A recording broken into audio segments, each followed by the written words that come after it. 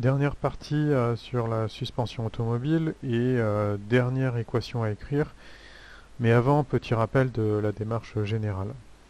On a, alors, on cherche toujours l'action de H en H de la pièce 4, le ressort sur la pièce 3 qui est ici, qui peut en fait avoir ce mouvement.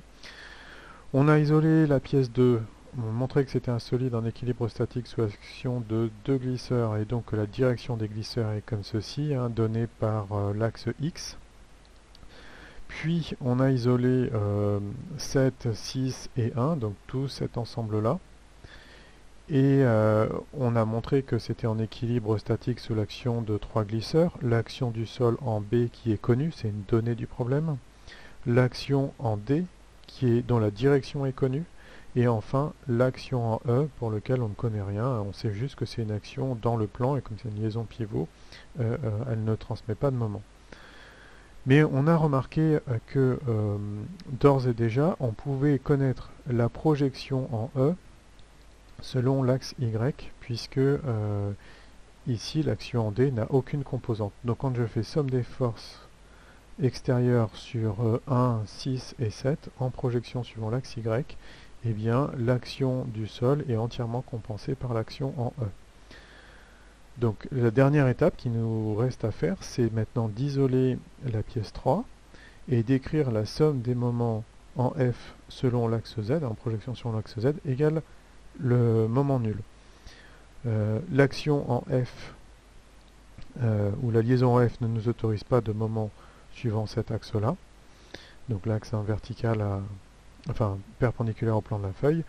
Et l'action en E est entièrement, enfin le moment de l'action en E en F est entièrement compensé par le moment de la force H en F. Donc voilà, sachant que E et H en leurs points respectifs sont des glisseurs, hein, il n'y a pas d'autres moments qui interviennent. Donc pour ça, on va écrire maintenant la dernière équation, mais comme toujours, on commence par, on isole 3, bilan des actions mécaniques extérieures à 3, et donc je vais avoir en E, alors j'écris l'action de, cette fois-ci ce sera sur 1 sur 3, en E, je mets E de 1 sur 3, et je mets un moment nul. Alors attention, hein, moment nul, je précise, je devrais mettre étoile nulle, hein, c'est dû au problème plan, PB plan. Sachant qu'une liaison pivot, je me répète encore, hein, mais une liaison pivot dans l'espace pourrait transmettre un moment suivant l'axe X et un moment suivant l'axe Y qui est ici.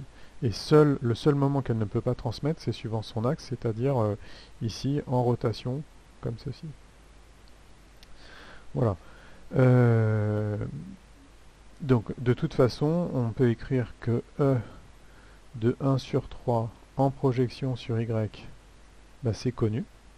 C'est ce que j'ai obtenu, tout à l'heure, hein, et c'est égal. Alors E de 1 sur 3, je veux dire que c'est Y E13 porté par Y, et Y E13, c'est égal à 3000 newtons. Alors c'est le résultat que j'avais trouvé ici, hein. YE de 3 sur 1 qui vaut moins 3000, donc YE de... Alors pardon, YE de 3 sur 1 moins 3000, donc YE de 1 sur 3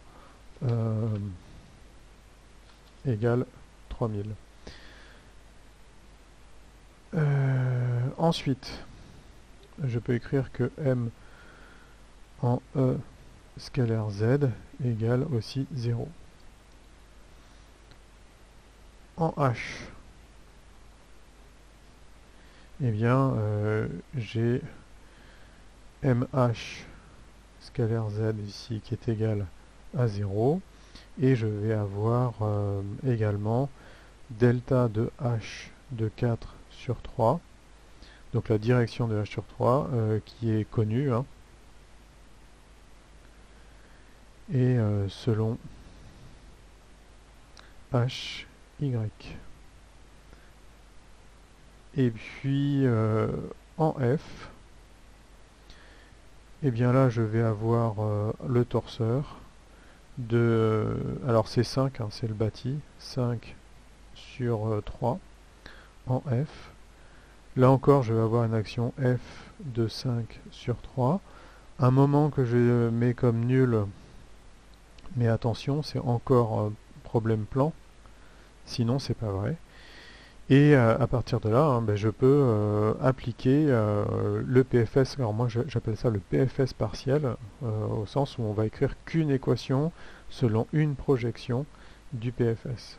Donc ici je mets on peut appliquer le PFS partiel. Et l'équation que je vais écrire, c'est somme des moments extérieurs en F sur 3 en projection suivant Z égale 0. Du coup, ça me donne quoi? Ça me donne tout simplement F H vectoriel H de 4 sur 3, pardon, plus F E vectoriel E de 1 sur 3, et tout ça en projection suivant Z égale 0.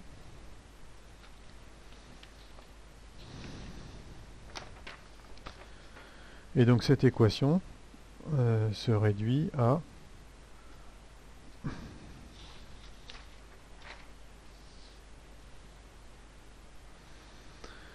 alors FH, bah c'est X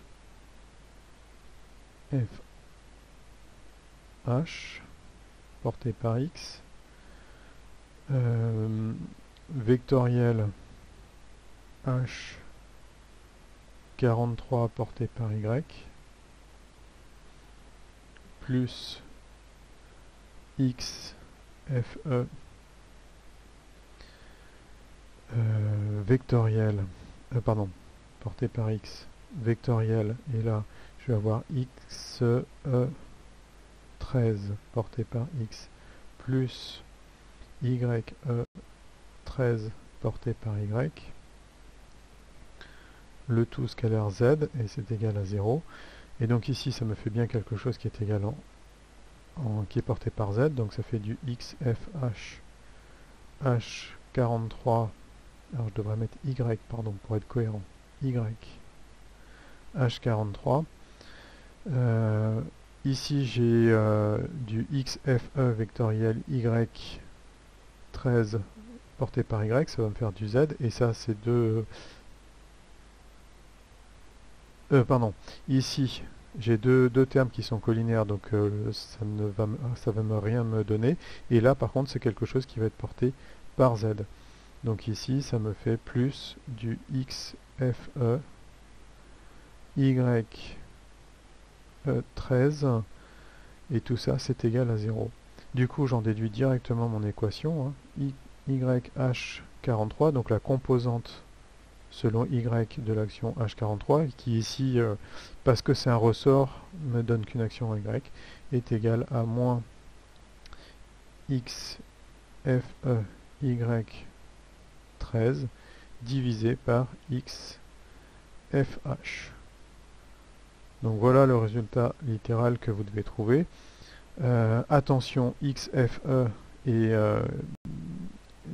comment dire, XFH sont des valeurs algébriques. Donc ici, le XFE vaudrait moins 218 moins 175, et le XFH vaut juste moins 218. Donc dans l'application numérique, je dois trouver YH43 égale moins, entre parenthèses, moins 218 moins 175 multiplié par 3000 divisé par moins 218. Donc l'appli numérique doit me donner quelque chose aux alentours de moins 5000. Alors, hop, je la fais avec vous en direct. Donc ça me donne 218 plus 175, ça me fait du moins, donc ça me fait plus 393 multiplié par 3000 divisé par moins 218. Donc 393 divisé par 218 multiplié par 3000. Et donc vous trouvez que ça vaut moins 5408 newtons. Voilà. Donc fin de l'exercice. Bon courage à tous.